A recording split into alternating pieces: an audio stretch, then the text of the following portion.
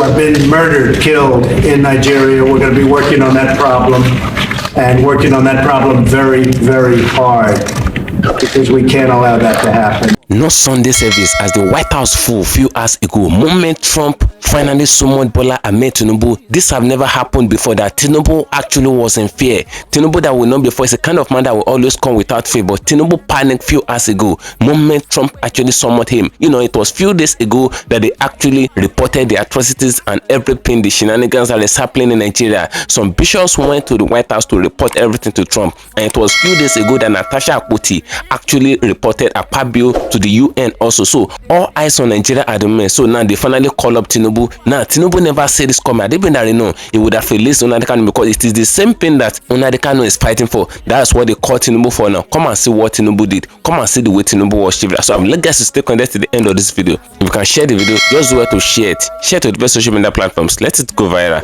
And if you cannot share it, just like it. Like it, give it a thumb up so that it will be recommended for us. Just stay connected. I'll come back again. Welcome you back to LAJUPOG TV. I don't have bad news for you today. The home of religious gossip. But you should leave the fight for Mohammed. What is happening in the Christendom? Join now to make sense with LAJUPOG. Hello my great and wonderful viewers, welcome you back to LAJUPOG TV. For those of you coming across this channel for the very first time, just do well to click the red subscription button appearing on your video screen, and at the same time click the notification bell icon so that whenever we drop a new video in few hours time, YouTube will easily let it know. Just click the bell icon now. Straight one, Tinubu was summoned few hours ago based on the allegations that the bishops went to make against him. You know, it was few days ago that some bishops went to the White House to report Bola Ahmed Tinubu, and Trump actually gave them a listening ear. You know, they reported all the killings, all the atrocities, all the rascalities, the shenanigans, and everything, the nonchalant attitude of the government of Tinubu. They reported everything to Trump, the way they be poofing a lot of Christians in Nigeria. And I said that's not enough. This was what Nnamdi Kanu was actually fighting for before he was arrested. If they should ask Nigerian government why did they arrest Nnamdi Kanu, why did they put him in detention for over a few years now, they will still tell you everything. They will still explain to you will still be around the same concept, because the same thing that these bishops went to Trump office to actually make complaint of based on Tinubu government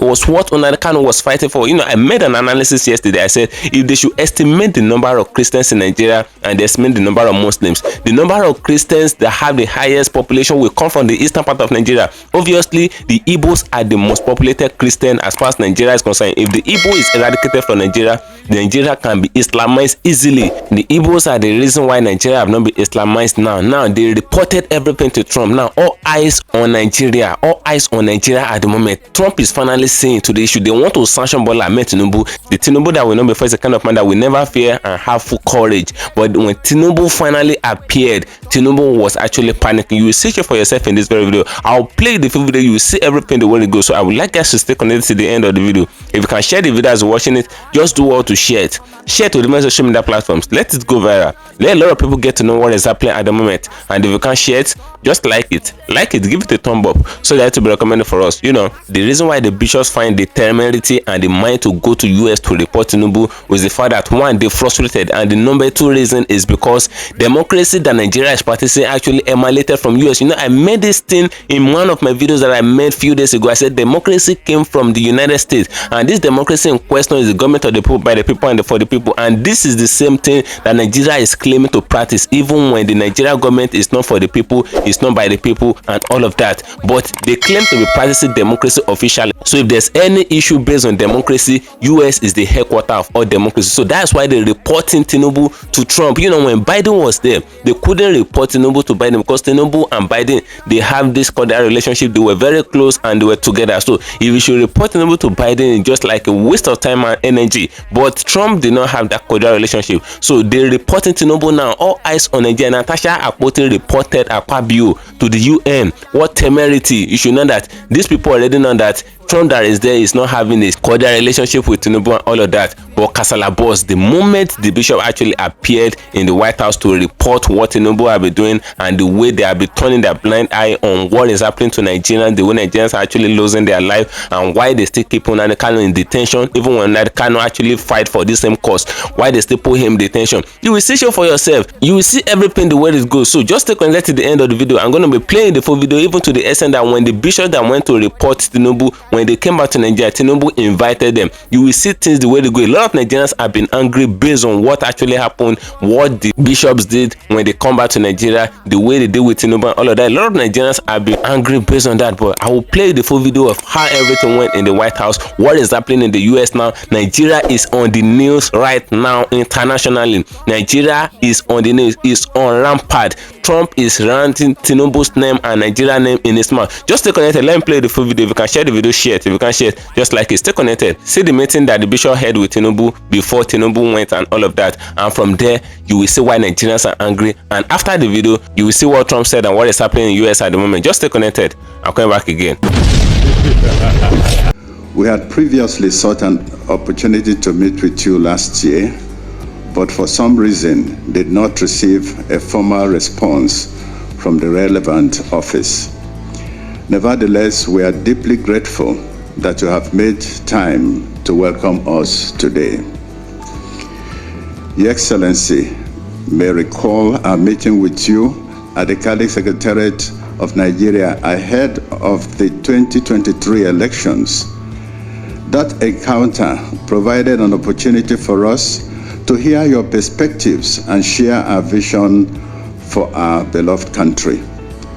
Today, we are here to congratulate you and encourage you in your efforts to reposition our nation and to share some areas of concern in pursuit of the common good of our people.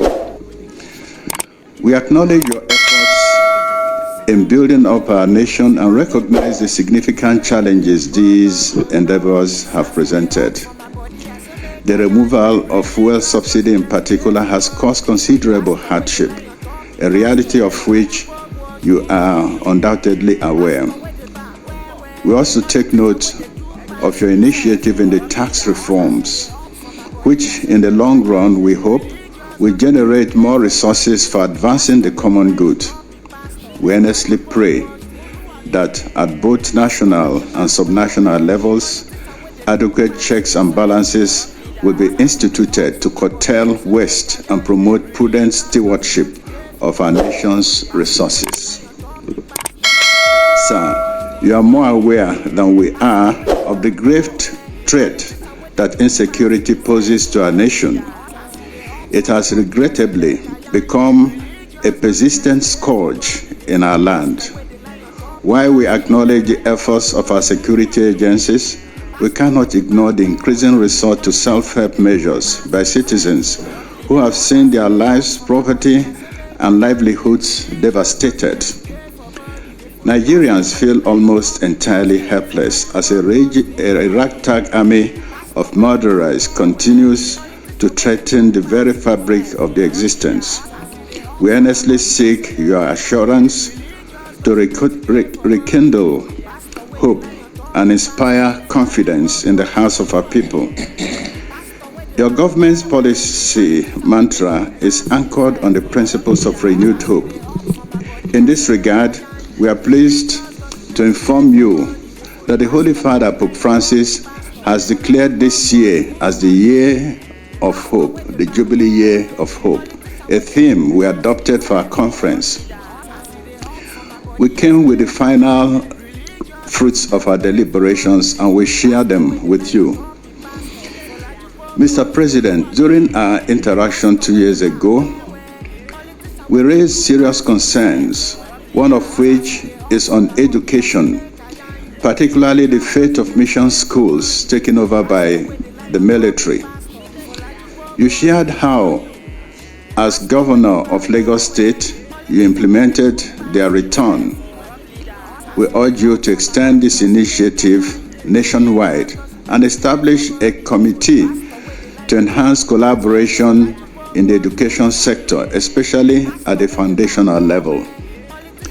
The future of our nation is at risk if education is not entrusted to capable hands. The escalating violence, particularly in northern Nigeria, underscores the devastating impact on millions of out-of-school children. In line with our long-standing commitment to education, Your Excellency, the Catholic Church established Veritas University in Buhari. We are pleased to inform you that the Medical and Dental Council has approved our application for a College of Medicine. True to our tradition, we remain committed to keeping our fees affordable for many families, despite the significant challenges this entails. In the light of this, we humbly appeal to your support, to enable us to contribute meaningfully to the advancement of medical education and healthcare in our nation. Strengthening this sector will not only benefit the Church, but also serve the greater good of all Nigerians. There is an urgent need for a clear and balanced approach to the role of religion in our country.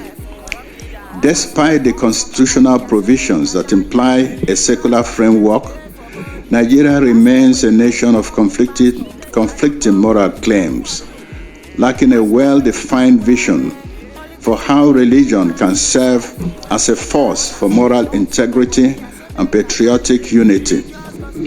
In many northern states, the rise of morality enforcement groups, notably the Hisbah, has created serious concerns. While the promotion of moral values is essential, these groups have often engaged in acts of harassment and intimidation, particularly targeting innocent Christians and even Muslims who seek to exercise their fundamental freedoms. The enforcement of a strict interpretation of Islamic morality, influenced by the Wahhabi ideology, threatens social harmony and poses a significant challenge to community cohesion. Efforts should be made to ensure that religious practice in Nigeria fosters unity rather than division. Your Excellency, given the limited resources available, we believe that the federal and state government should allow religious groups to take full responsibility for organizing pilgrimages. In their current structure, the national and state pilgrims boards serve neither their adherents nor the broader interest of the nation.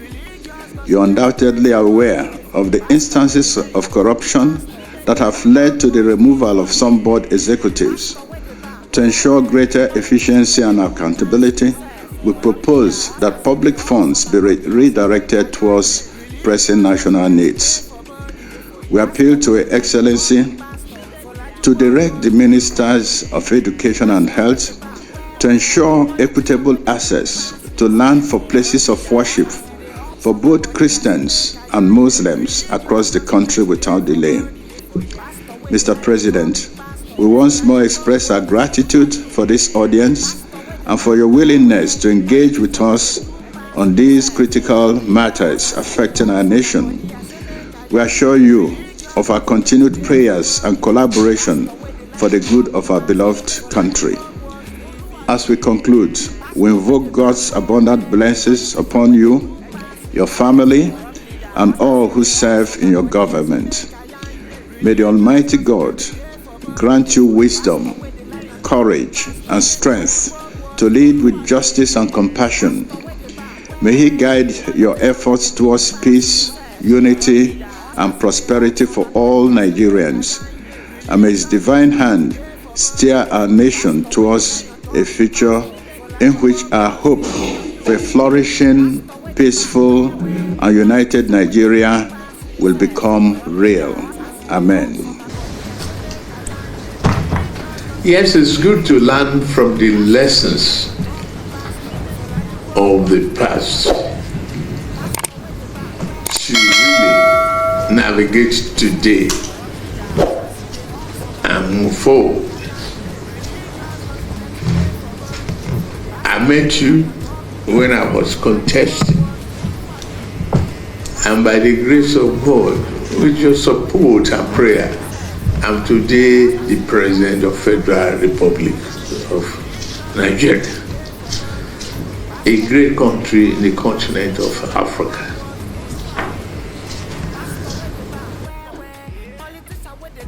I could see what you were saying, but without us building an investment as citizens and leaders of the society, there's no way we can build a nation.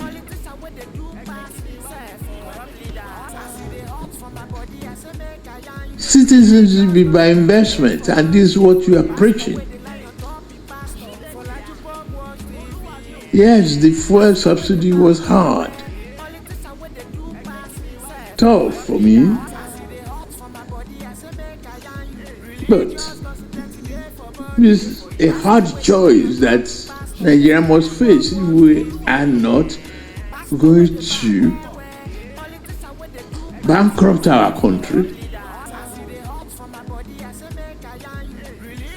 force disintegration and indebtedness, but the future of our children yet unborn. We were spending their investment.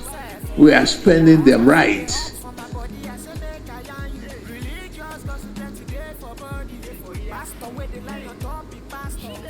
And poverty has no religious basis.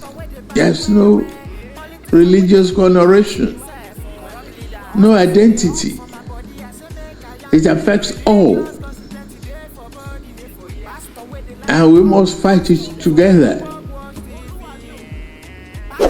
I've been a good example as the governor of Lagos State. I've returned all the religious mission schools.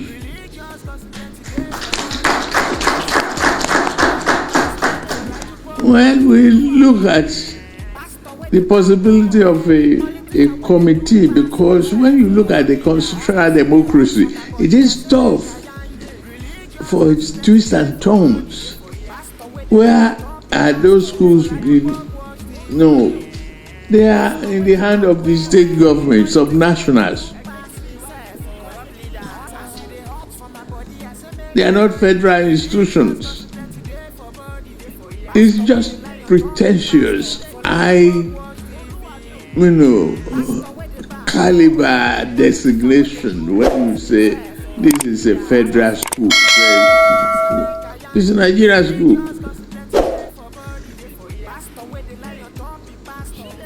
We have to be more dedicated as citizens.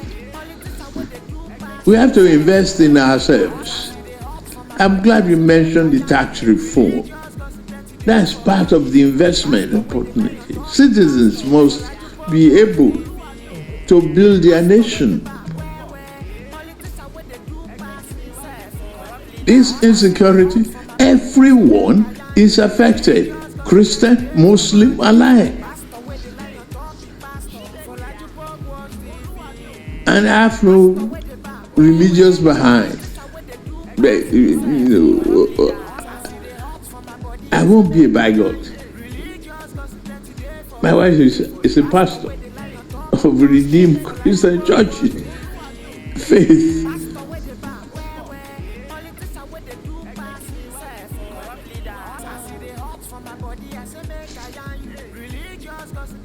But we have to think of our country as if this country must develop, must go beyond myopic beliefs,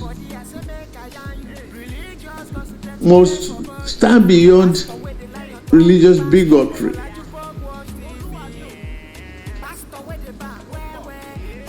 And I'm here, open to you, ready to listen. People that are elder of the Catholic faith are here. We've been together for some time. We still have an open door policy. I will not shut my door. I will be ready to help. We will set up the committee to, as you suggested. And if you have recommendations, please give them to us. I have not been able to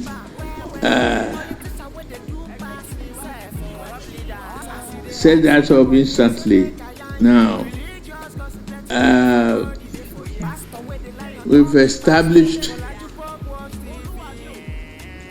state loan fund to help the poor and ensure that our children are not left behind because of tuition fee and all of that. Thank you for what the degree of investment in education that you have been Catholic, faith has been making in education. And we credit that. And we will find a way. Although the student loan is not extended to private institutions, we will find a way to see whichever way we can help your medical school. It's a great commitment to humanity. We need healthcare is a necessity, it's a must, it's the right of citizenship, and we must protect our people. On the question of pilgrimage, we take the committee to take a look at that.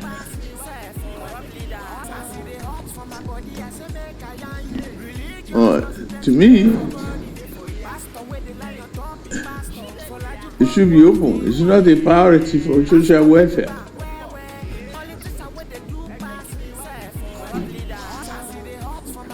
It's voluntary.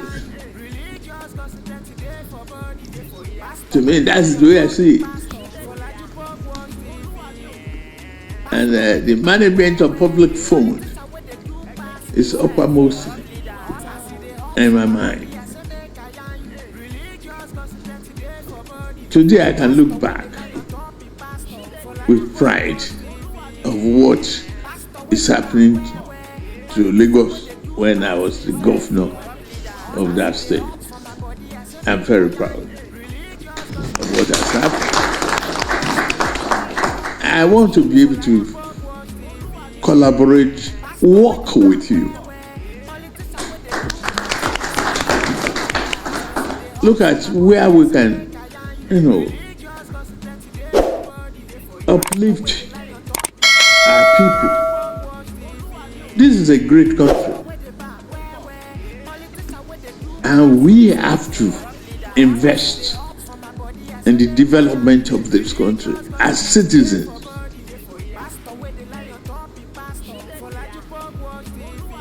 I thank you for your concern. I'm very open. The doors are open, and the Archbishop of Abuja is not too far away. It's a co-tenant,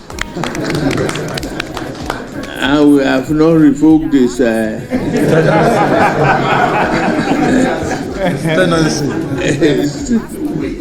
title. So you can breathe in and breathe out, anytime,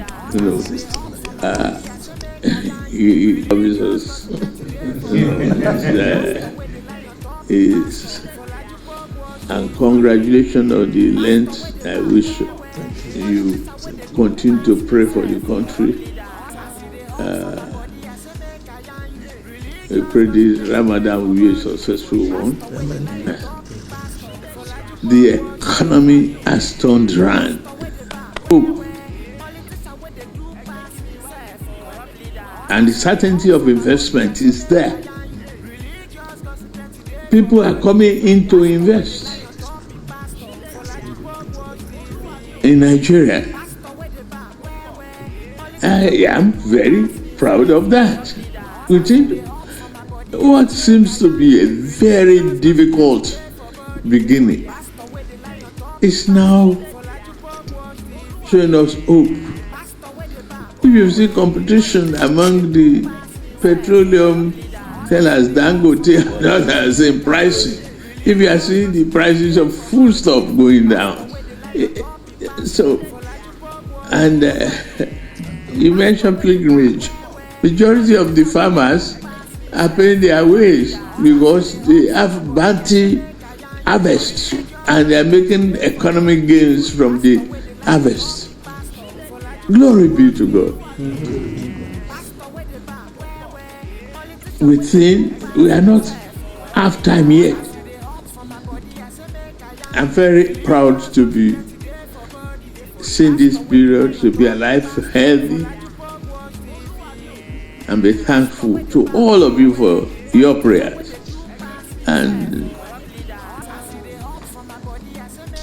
afar for Lagos, let me single most of you out. Thank you very much. And Ajakaje is Kitty people. Thank you. Thank you very much. Bishop Kuka, thank you for everything.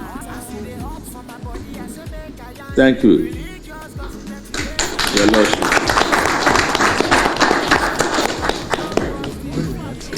Thank you very much.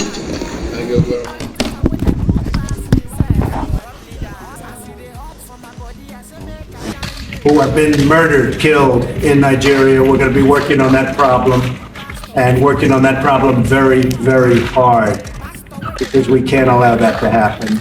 Religious persecutions in Nigeria continue to make headlines. Watchdog groups accuse the Nigerian government of turning a blind eye to the thousands of cases of kidnappings and mass killings of Christians, including Catholics. And now U.S. lawmakers are intensifying calls for the Trump administration to take action. Capitol Hill correspondent Eric Rosales has that story. Good evening, Tracy. Nigeria has become known as the world's center of Christian martyrs. The number of Christians killed by extremist groups is rarely less than 4,000 per year, often more than in the rest of the world combined. Today, a House panel took a closer look at the persecution of Christians in Africa's largest populated country. The government has not protected them, has not sought any justice for those who have been killed and women raped. Abductions are absolutely through the roof. There was one priest who on Ash Wednesday, Father Sca.Tter, who was abducted and shot in the head. Bishop Wilfred Anagbi of the Diocese of Makudi, Nigeria, testified before the panel and tells me the crackdown on Christians is an organized effort. The persecution of Christians generally and Catholics in Nigeria is the work of an Islamic agenda to conquer the territory and become a country, one of the Islamic state of West Africa. Violence against Christians is primarily localized in the north, where 12 Muslim majority states declared Sharia law in 1999. But the rise of the extremist movement, Boko Haram, in 2009 has escalated the murders of Christians in the region.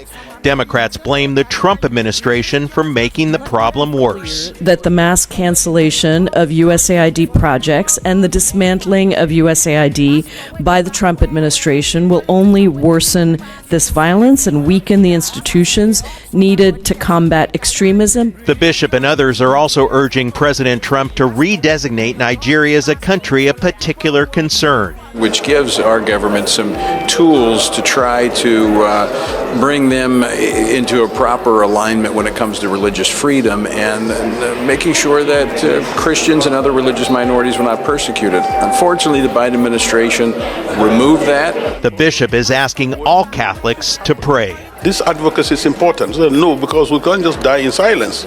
We should know, but we'll pray first because we are men and women of hope. And actually, our hope is alive. We don't hope in princes, we don't hope in kings, we don't hope in rulers, we hope in God. The death toll continues to rise. Some are calling it a genocide. Many say that this is an issue the Trump administration cannot ignore.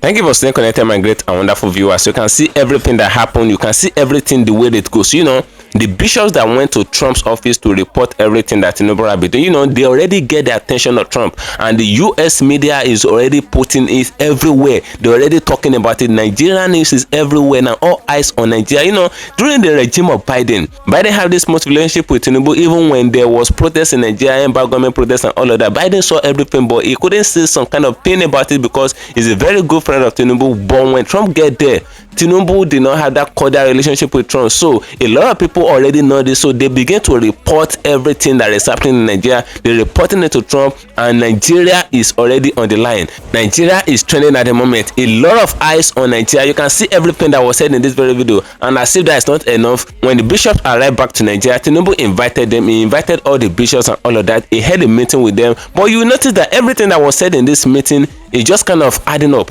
Everything wasn't adding up. Now, Tinubu said it's not a religious bigot and it will never be one. Yes, we understand. He said the wife is a pastor and a redeemer, all of that. That did not stop him from marrying her, all of that, and blah, blah, blah. Yes, Tinubu said all those things. But does that really stop all the poofing that is happening all around in Nigeria? And the bishops were there shaking hands with Tinubu and doing all manner of things there. Now, a lot of Nigerians are be furious and angry based on the way the bishops all around Nigeria, the way they actually held the meeting with Tinubu, the way they actually said all these things that they actually said in course of the meeting. A lot of Nigerians were happy because a lot of Nigerians expected them to articulate all their feeling, everything that had been happening, the way they render some people homeless, the way they chase some people from their inheritance, the way they chase some people away from their villages, states, and town. They chase a lot of people in the northern part of Nigeria, all of that. The way they heading fasting in Nigeria now, or Ramadan or whatever, I don't know, but the way they doing the fasting, and they shut down the schools in the northern part of Nigeria, and the Christian children cannot even go to school just because Muslim or Islamic people are actually fasting and all of that. This have never happened in a country before that is practicing varieties of religion. Nigeria is not an Islamic country, and that's why a lot of people are saying, why is it that they pretending as if there is no other religion in Nigeria? In fact, there is Christian religion, there is Islamic religion, and there is even traditional religion. There is traditional. There are three religions as far as Nigeria is concerned. But why are they pretending as if it is only Islam that is in Nigeria? Why is it that Muslims were fasting and they shut down all the schools in the northern part of Nigeria for 5 weeks? The children will not be able to go to school just because Muslims were fasting. Where is this happening if not for Nigeria? So a lot of people actually expected the bishops to actually come up with all these allegations or all these things and mail it not to Tinubu face to face. But when they got to Tinubu's meeting, when they saw Tinubu, a lot of them began to smile and share. They began to laugh and share. They began to mind what is not even minding them. You can see the video. If you're not sharing the video very well, go back to the video, see everything the way it goes. But after this meeting, all this thing will still not stop. A lot of people came out. They said the meeting that Tinubu had with them is just to signing them because they already know that the story is already rampant in the US and all of that. That is going viral in America and all of that. So he intentionally invited them just to signing them. That's not my personal opinion though. Those are the comments of people in the comment section of the media platform that actually posted the videos and all of that. They said Tinubu actually know what he's doing, that he wants to sign in them. But if you should look at Tinubu, the way Tinubu actually invited them, a lot of people really say that Tinubu is already having a good cause with the bishops and all of that. But is it really true? I don't really know. But let's wait and see what is going to happen after that time. Maybe they're still not going to poof some Christians again, or everything will stop. If everything should stop, we give a kudos to Tinubu. We'll clap for Tinubu that there's no more Christian poofing and all of that. But if we should continue, you should know that something is actually wrong. Just drop your opinion in the comment section of this video. As I'm going to dedicate and that for you and share. Follow me on my social media handles on Facebook at LAJUPOG TV and LAJUPOG Entertainment, on Instagram at LAJUPOG. Guess what, guys? See you in my next video. Bye for now. I see the hot for my body, I say make I yarn you. Religious gossip plenty day for body. Pastor with the line on top, pastor for LAJUPOG Watch TV. Pastor with the back, where politician with the do pass himself.